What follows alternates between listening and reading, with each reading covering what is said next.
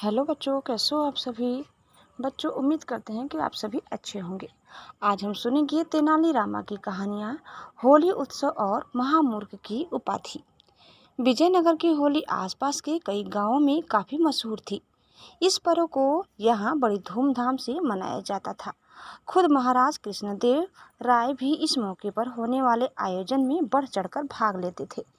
इस दिन किसी एक निवासी को महामूर्ख की उपाधि से नवाजा जाता था। साथ ही 10,000 सोने की मुद्राएं भी भेंट की जाती थी। अपनी सूझबूझ और वाकटपटुता के कारण तेनालीराम हर साल इस उपाधि को अपने नाम करता था।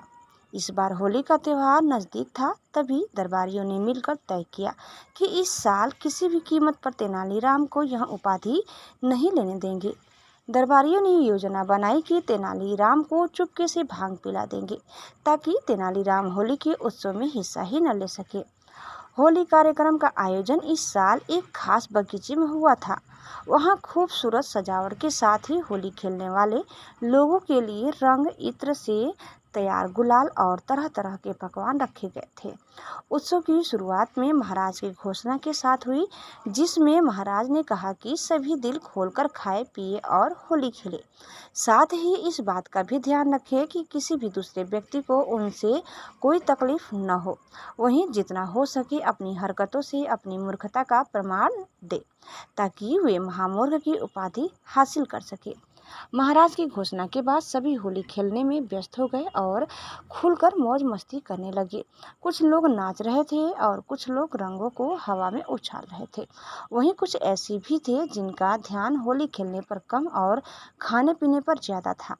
इसी बीच जब तेनालीराम का भांग का नशा कुछ कम हुआ तो वह भी होली उत्सव में हिस्सा लेने पहुंच गया। तभी तेनालीराम की नज़र एक पुरोहित पर पड़ी, जो मिठाइयाँ खा कम और झोली में ज़्यादा भर रहे थे। तेनालीराम कुछ देर तक उन्हें बड़ी ध्यान से देखता रहा। पुरोहित की झोली और दोनों जेबें जब मिठाइयों से भर गई तो तेनालीराम उनके करीब गया। तेनालीराम ने पानी से भरा एक लोटा लिया और पुरोहित की झोली व जेब में उड़ेल दिया। फिर क्या था, तेनालीराम के ऐसा करने की वजह से पुरोहित जी बहुत नाराज हो गए। वह तेनालीराम पर जोर जोर से चिल्लाने लगे और चीखने लगे। पुरोहित के इस तरह चीखने से सभी उनकी ओर देखने लगे और महाराज की नज़र भी उन लोगों पर पड़ी। तब राजा कृष्णदेव उन लोगों के करीब गए और पुरोहित से उनके चिल्लाने की वजह पूछी। तब पुरोहित ने उन्हें बताया कि कैसे तेनालीराम ने उनकी जेब और झोली में पानी डाल दिया। इस पर महाराज तेनालीराम से बहुत नाराज हुए और तेनालीराम से ऐसा करने की वजह पूछी। तब तेनालीराम मुस्कुराते हुए बोला, महाराज, पुरोहित जी जेबों और झोलों में बहुत मिठाइयाँ खा ली थी। मुझसे लगा कहीं उन्हें बदहजमी न हो जाए। बस इसी वजह से मैंने पुरोहित जी की जेबों और झोलों को थोड़ा पानी पिलाया था। तेनालीराम की बात सुनकर महाराज जोर जोर से हंसने लगे और कुछ देर बाद बोले, तुम सबसे बड़े महामूर्ख हो। भला झोला और जेब भी कहीं मिठाइयाँ खाते हैं क्या। महाराज की बात सुनकर तेनालीराम को भी हंसी आ गई और उसने पुरोहित जी जेबों व झोलों को पलट दिया। ऐसा करते ही सारी बर्फी और मिठाइयाँ घास पर गिर गई। पुरोहित जी भी अपने किए पर बहुत शर्मिंदा हुए। देखते ही देखते वहाँ मौजूद सभी लोग जोर जोर से हंसने लगे। तभी तेनालीराम ने महाराज से पूछा कि क्या आपने मुझे महामूर्ख कहकर पुकारा। वहीं तेनालीराम ने वहाँ मौजूद अन्य दरबारियों से भी यही पूछा, क्या आप सबको भी मैं महामूर्ख लगता हूँ। तब सभी ने एक स्वर में कहा, तुमने जो अभी हरकत की है वह महामूर्ख वाली ही है।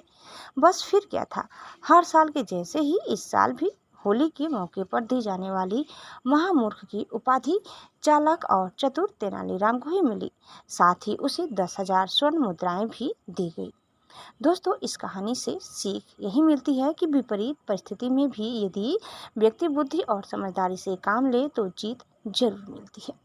दोस्तों, उम्मीद करते हैं कि आप सभी को हमारा आज का ये वीडियो ज़रूर पसंद आई होगी।